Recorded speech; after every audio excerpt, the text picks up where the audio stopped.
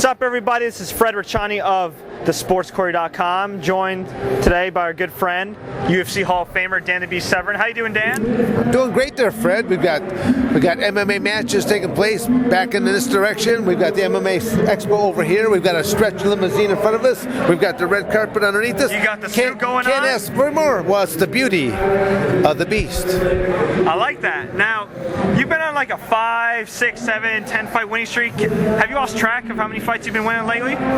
Fred, I've never paid much attention to it in the first place. The victories, they become just a blur, and the losses, they're etched up here because I have a hard time. I will be a gracious loser maybe on the exterior, but rest assured, internally, I have a hard time accepting that. And back in October in Atlantic City, we spoke about Jon Jones and Rashad Evans, and at the time, that was when Rashad Evans was in line to face Shogun Rua for the light heavyweight title, UFC 128. We talked about how Rashad and Jones were saying they wouldn't fight each other, and you said you'd put your differences aside with the guy that you trained in, Don Fry. Yeah. Many months later, Rashad and Jones are now going to fight. What do you think about that? Well, I mean, the reality is, if that's what people want to see, you should try to make those things kind of happen right there. You know, you may train with somebody, you can be friends, but to me, it's like you'll still be friends after. But just going out there and putting your athletic skills to the test, you're just testing each other. I mean, a lot of wrestlers, they go out there, they'll slap hands, they'll go after each other tooth and nail. When it's over, slap hands again right there. It's no disrespect about it. So when you were training, in your prime, I mean, when you had training partners that you knew you'd probably have to fight, did you ever hold anything back, or you just go all out and say if we face each other, we just do our thing? Right. And training-wise, I mean, you can't go 100% either, because otherwise you will either run out of workout partners, or your workout partners will take you out in the process. You have to know how to train properly, train safely in doing things. So it's all done in types of phases, stages, of which, again, safety equipment has to be put into place. A lot of submission grappling was just simulated striking, because if you really started banging away on your partner, you turn him into hamburgers right away. So you have to be smart the way that you train if you want to have any kind of duration in the sport. And you do have quite a bit of duration, but we also interviewed Guy Mesger that same day and talked to all the other guys, and all the other guys, Nick Diaz, said they would never fight a teammate. They said it's not the same as other sports, because it's not like basketball or football. It's you're hitting a guy, those shots are real, you're going to take him out. I mean, so you wouldn't have a problem knocking out Don Fry.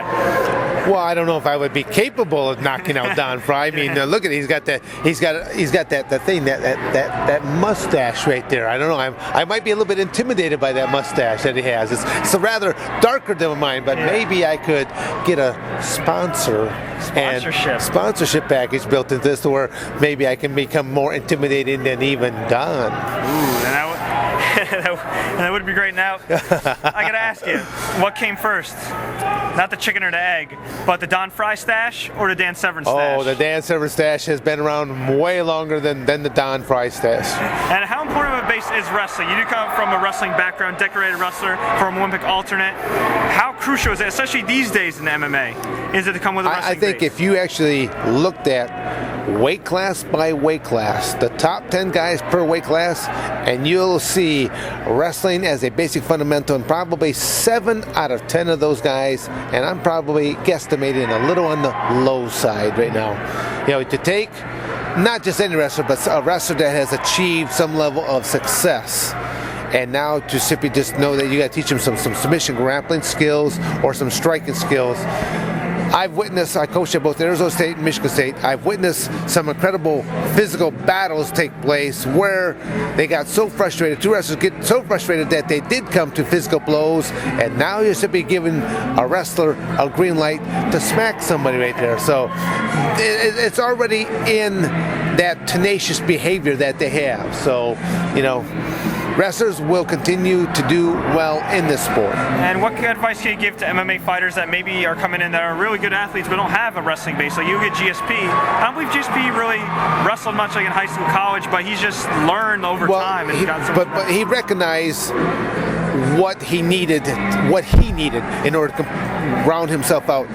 for someone that has never wrestled before, I mean, he works out on a continuous basis with the Canadian Olympic team. Matter of fact, from what I have heard, he could actually be on the Canadian wrestling team representing Canada in the upcoming Olympic Games right there.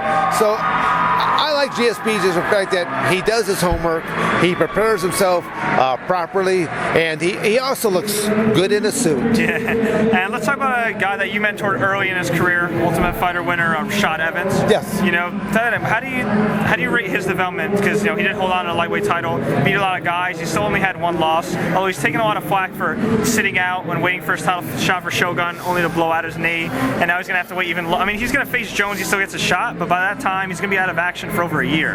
Well, I mean, there's pros and cons to everything right there. I mean, it's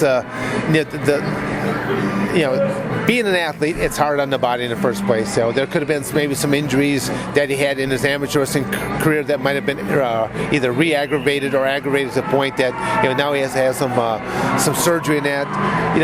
Rashad, he's an intelligent man.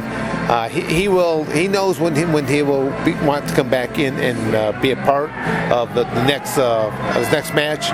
It's he'll take his time.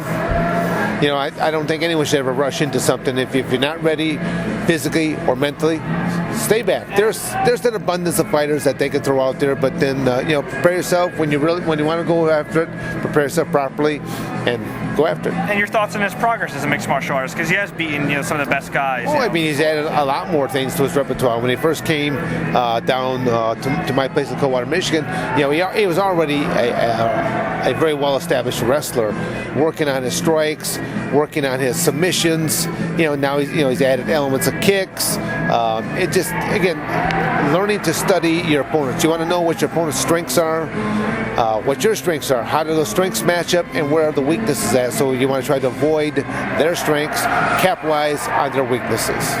And Dan, I'll get you out on this. What's next for the Beast? Well, the Beast is still hanging in there. Probably I've pretty much made it public knowledge that unless a Masters division was to emerge, I will probably be out of the competition scene by 2013. I only have a couple matches that I'm looking to try to put together, and as those matches do come together, I can't just sit dormant, because I'm a big believer that if you stay on the sidelines and just practice is one thing. Stepping into a live match is a whole different state of the mind, and also what your opponent is looking to do to you. So I will still do a match here, a match there, prior to these bigger matches taking place, just so that I still keep that somewhat of that competitive edge. And where can your fans find you online? Simply go to dansevern.com, and I can see all the wacky things either that the Beast has done or continue to do. Well, we're looking forward to seeing what you do. Fred Richani, sportscore.com, dansevern.com.